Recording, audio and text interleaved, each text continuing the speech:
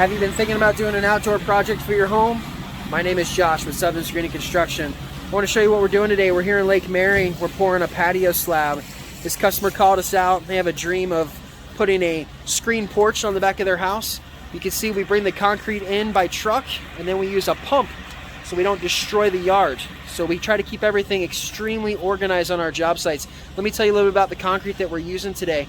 This concrete is 3,500 PSI, so that means it can hold 3,500 pounds per square inch.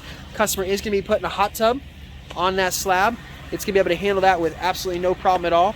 We do put a retardant in the concrete to slow down the curing process. This is essential in reducing shrinking and cracking, which can happen very rapidly because the sun is so hot here in Florida that concrete can dry too fast and cause a whole lot of problems. We're going to finish this patio with a broom finish, let this cure overnight. We'll be back tomorrow. We're going to strip, cut, and put expansion joints in this, and then we'll be returning to put a screen porch on this customer's backyard. It's going to be a beautiful project. My name is Josh, Southern Screening Construction. I'd love to see you personally. Give me a call today. I've got girls in the office there standing by. You got Jessica and Tammy there. Our office number is 386-574-7567.